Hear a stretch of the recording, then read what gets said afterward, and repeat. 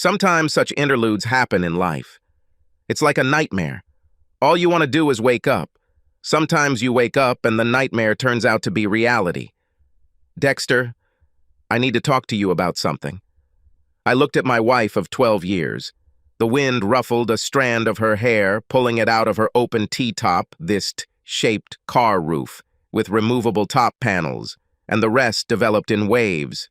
She was beautiful to the core, to the point of losing her pulse.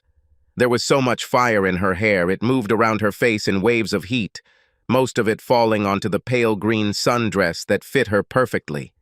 They framed a face that women would die for and men would fight for. Her skin was creamy white, and a few freckles dotted her nose. Others appeared later when she was in the sun longer, and disappeared after a few hours before disappearing completely, unless she was under ultraviolet light. Her huge brown eyes were clouded with worry, and her red lips were pursed. "Can this wait 5 minutes?" I asked. "It's difficult to have a conversation because of the wind and the noise of the exhaust gases." She nodded. "We have a 1978 Trans Am that we like to cruise in, and the exhaust is quite loud, especially with the tops down. I think I know what will happen next, what she wants to talk to me about, and in fact, it didn't interest me much. I guess I should have done it, so I just gritted my teeth. We arrived at the hut. We bought a place on the lake 2 years ago and spent weekends there. Kia and Mia, our 8-year-old twins, were spending the weekend with my parents, and it was a chance to be alone. I thought we needed this. We got out of the car, carried out the groceries and our bags, then carried them inside and set them down. I opened 2 bottles of beer and walked out onto the back porch. It is screened and runs along the entire back of the house. There's a big hammock there, and I stretched out on it, just relaxing and listening to the boats on the lake.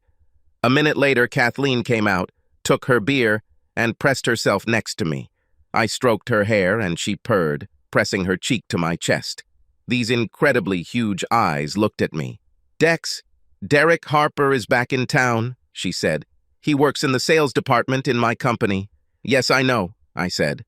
Her eyes flickered to my face. "Is it true? You didn't say anything." "What did you want me to say?" I asked. "Don't know."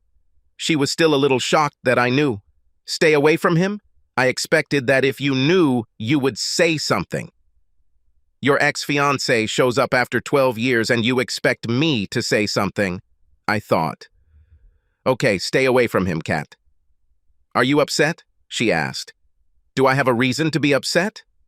"I had lunch with him," she said. "I know." She tensed again. "You knew and didn't say anything?" "What's the point of this?" I asked her. "You knew I wouldn't like it?" "You don't belong to me, Kat. You can have lunch with whoever you want." I don't think that was the answer she was looking for. "What do you mean?" Now she was excited. "He asked me to meet him at the Rhino on Friday after work." "Yes, I know," I said. "What the hell is wrong with you, Dex?" She was visibly upset. Her amazing breasts began to rise and fall rapidly. "How do you know all this?" "In the restaurant behind you, Penny was sitting in the next booth," I said. "Penny is my personal assistant." Now a blush spread across Kathleen's face. "What did she tell you?" "Do you think she lied?" I asked. "No, I don't think she would do that." She calmed down a little. "You didn't tell him no as firmly as I would have liked," I said. "Are you going to go next time he asks, Kathleen?" "No, of course not," she said. I placed my fingers under her sharp little chin and tilted her head to look into her eyes. "Kat, don't lie to me," I said. "We never lied to each other about important things." She looked away and then returned her eyes to mine. "I don't think so, Dex. I'm tempted. I need you to help me. Fight for me, Dex." "I'll help you," I said. "I won't fight for you, Kat. I'm not going to compete with anyone for your affection. I think you might like this drama, but you won't. We're married, so the rivalry is over. Struggle? It's on your conscience. It's you who needs to fight. Look at me, Kat. Look what you have. Think about what you have at home. Think about who is waiting for you at Mom and Dad's house. That's what you're fighting for." She snorted, and I saw tears rolling down her cheeks. "That's what makes it so difficult," she said. I know what I have, and I know I shouldn't give in to temptation. But you're tempting yourself? I said. Yes, I know I shouldn't. I love you, Dex. I love our life. I love my children and everything connected with my life. You are an amazing lover and the most romantic man I have ever met. You are an attentive, kind, caring, wonderful husband. All I ever wanted was you. So tell me why, Kat. I don't know, she whispered. I was just thinking about what my life would be like if I married him. You were engaged to him and found him in bed with the girl who was supposed to be your bridesmaid, I reminded her. That's what you told me. He's a player, Kat. You would most likely get divorced, go through a lot of pain, and become an emotional wreck. What is it about him that attracts you? We never had sex, she said. You know that I was a virgin when we met. I gave this to you. I wonder what would have happened if I had slept with him. I wonder what that would be like. Do you understand what I am talking about? Well, yes, I kind of know, I said. I wonder what it would be like to have sex with Jennifer Thomas. With this slut? Kathleen was indignant. Why are you looking at her? Yes, I said. You clearly don't really like sluts who have sex, Kat. I think so, don't you? She said. Well, he's trying to seduce you and probably wants to sleep with you, I said. He knows that you are married. He knows you have 2 little girls. He knows you have a husband. Yes, I think that makes him a traitor. What does it say about you, Kathleen, that you don't seem to care? I care, she protested. What do you want to say, Dexter? I'm saying that I don't think I know my wife very well, I told her. I thought you loved me. I'd put my dollar on it. Thought you had some integrity. I was sure of it. I thought that you would never, ever risk hurting me, your girls, your parents, my parents, and our family. And now I find out that everything I was so sure of has gone to waste. And now I have to fight for you? Who are you, Kat? Now she started crying for real. She cried her eyes out, and I just hugged her and let her cry. She looked at me with red, swollen eyes. What do we do? She croaked. I don't know what you're going to do, I said. I'm not sure there is a we. I know what I'm going to do. What? She asked. I'm going to protect myself, I said. I'm going to protect the girls and our family. What do you mean? Her voice was now trembling with fear. I mean, in case you decide to meet this asshole for dinner or drinks, I have things to do, I said. I have everything ready. Are you threatening me? She asked, tensing in my arms. Not at all, I said. I'm making a statement of intent. You made your first mistake when you didn't tell me he was back in town. Another mistake you made was when you talked to him for the first time and didn't tell me about it. The third was when you met him for lunch and hid it from me. Now you have a little credit for telling me about this. I don't trust you anymore, Kat. How can I stay married to you? Tell me. Are you going to divorce me? She gasped. How do you think this will work, Dexter? I did not do anything bad. No, you did, I said. You are in the process of destroying my ability to trust you. Do you think that everything will work out for you in a divorce? She asked. Probably not, I said. I know the justice system acts as if it's fine to betray everyone who loves you, but somehow I don't think you'll get any satisfaction from it. If you don't wake up, you'll be just another cheating wife for the rest of your life. Everyone you respect and care about will know this. I think you're a good person, Kat, and I don't think you can live with yourself. Every time you look in the mirror, every time you look into the eyes of girls, your parents, or your sister, you will see a reflection of who you are and what they think of you. I don't think you can do this. You're going to hurt me a lot. Hell, you already have. But I'll get through it in the end. Other people experienced this and became happy. I'll find a way. She groaned slightly in frustration. I don't want a divorce, Dex. Can't you just let me do one thing? Can't you just let me deal with this? Put it out of my mind and forgive me. I have no idea, I said. I don't think so, but I might surprise myself. I don't think I have it in me. I could forgive Kathleen, whom I married and fell in love with, almost everything. You could forgive some kind of compromising situation, flirting with a coworker. Maybe you were drunk, there was a party, everyone was having fun, and you just got carried away by the moment. It would be difficult, but I could forgive something like that. People make mistakes. I make mistakes, and you forgive me. You make mistakes, and I forgive you. There's something different here. This is a deliberate, calculated plan of betrayal and treason. I could forgive Kat, the one who loved me but made a mistake. You know Kat from 6 months ago. I'm so desperately in love with her that it makes me shake inside. I doubt I can forgive what you've already done. Now this seems unlikely. You are a person I barely know. She got up with difficulty and ran into the hut in tears. I felt pretty comfortable and just closed my eyes and relaxed. Eventually I fell asleep, and when I woke up, it was dark. Lights could be seen on the other side of the lake, and 50 meters from the hut, there was a boat on which they were fishing. I looked around. Kat was sitting in a chair about 1.5 meters away from me. She was covered with a blanket and cried while watching me.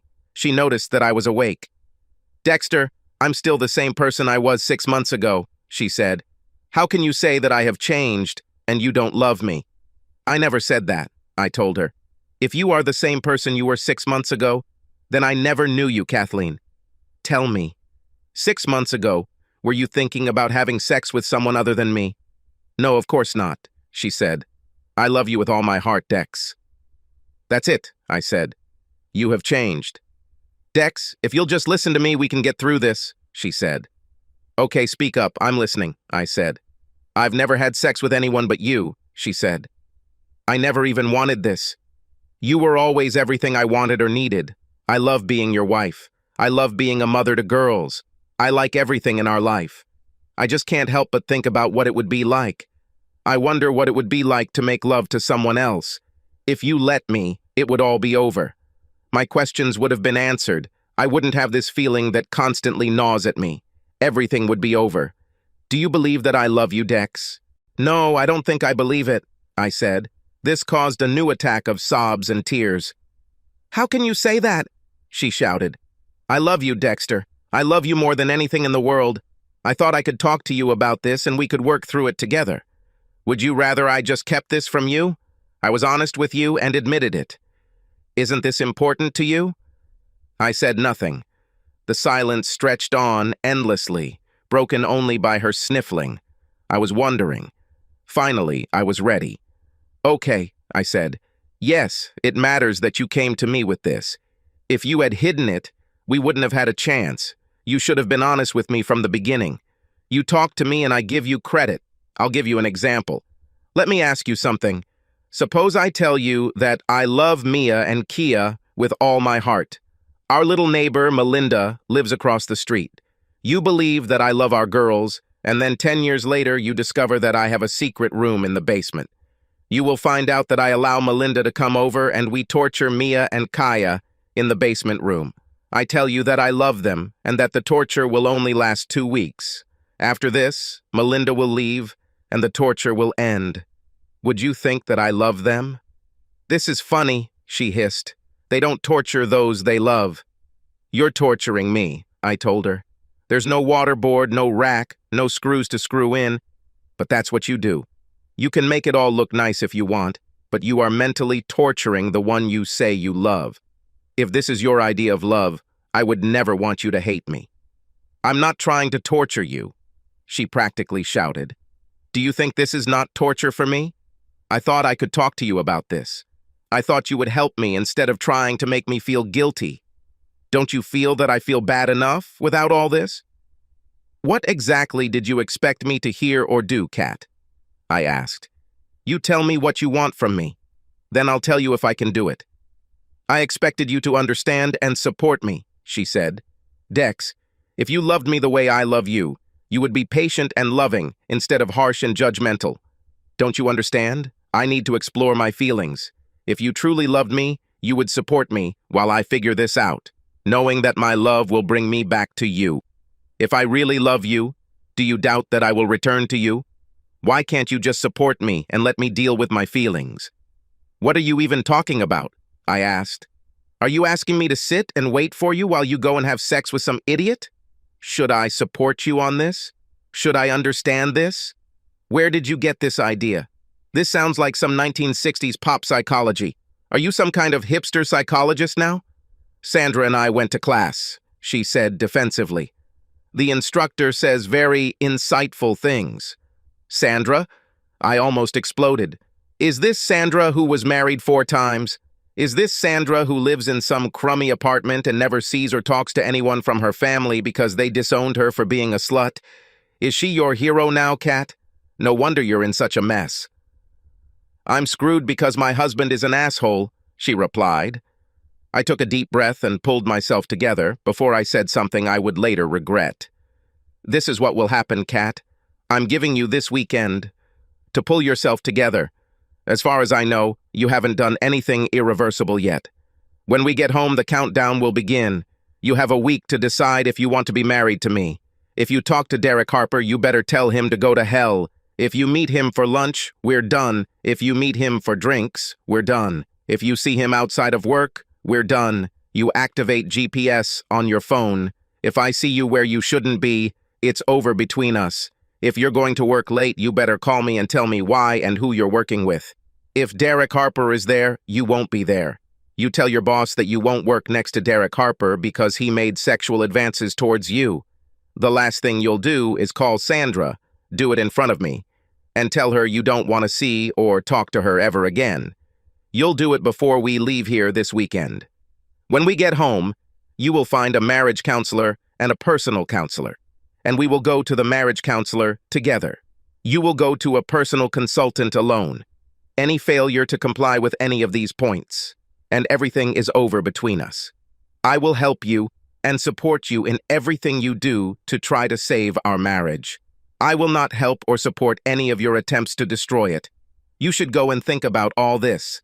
If you don't want to do this, none of this, you just have to say one word. This word is no. She looked at me as if I had grown another head. I didn't give her a chance to speak. I just stood up and walked into the house, leaving her there on the porch. When I got out of the shower, she was still there. I went to bed and, surprisingly, fell asleep quickly. I don't know when she came to bed, but I woke up with her pressed against my back. She was clearly naked. "Yes, Dexter," she whispered in my ear. "Yes, I want to stay married to you. I'm so sorry I put you through all this. I'll do whatever you ask." I thought for several hours, and I didn't sleep all night. I will do anything to stay married to you, and I won't do anything else so as not to risk losing you or our family. I don't even want to see Derek anymore. I don't know what came over me. I'll go to a psychologist. I will do whatever you ask me to do.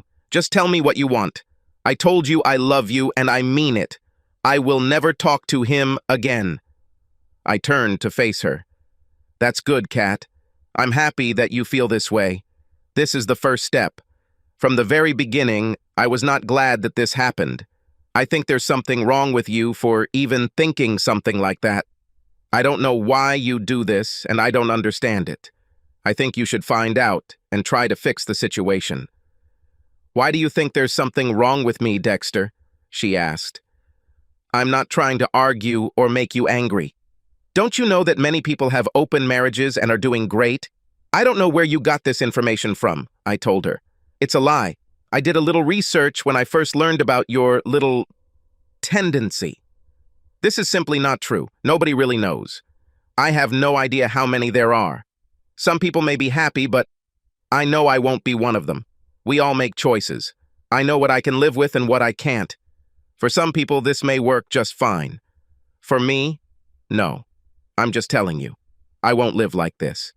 And I think that there are very few people who live like this. You are sure? She asked. Sarah and our instructor said that many people are in open relationships. Sarah and your instructor are complete crap, I told her. Actually, I don't care if everyone in the world has an open marriage. These are divorces that have not yet occurred.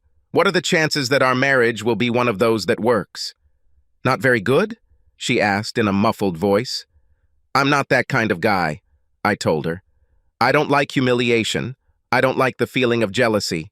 I hate the thought of my wife being with another man. This doesn't appeal to me at all. I don't feel desire at the thought of you with another man. It makes me sick. From what I've read, The only way such marriages survive, even for a short time, is if both partners are okay with it. I'm against it. I guess I never thought about it. She was crying now. Were you going to set me up with some hot woman, or was it just going to be you? I asked her. I understand, Dex, she said. Please don't keep beating me. I'm a stupid bitch. It was a stupid idea, and I'm sorry. I haven't thought it all through. I didn't have a plan, and the thought of you with someone else is killing me. I was not thinking about it. I don't know what the hell was wrong with me. It hurts so much, Dexter, but thank you for doing what you had to do. If you let me do this, it would destroy us. It would destroy me. Now I know it. I could never look at myself in the mirror again, just like you said. If you just gave in, it would be a disaster. I'm not even sure I would respect you. I have a lot of work to do, don't I? It's okay. I was stupid enough to start this mess. I'll have to be smart enough to fix it. I think you can do it, Kat, I told her. You're quite a witty cookie. Sometimes you do stupid things, but so do I. I'm sorry I hit you over the head with a baseball bat, but it felt like the right thing to do. So it was, she said. Although I can't wait to hit you with one of them. You better watch out, big boy. For the first time in 4 weeks, I laughed. Well, I'm thinking about buying a motorcycle, so I guess you won't have to wait long. She smiled and then sighed. I need to make some phone calls, she said. I better start.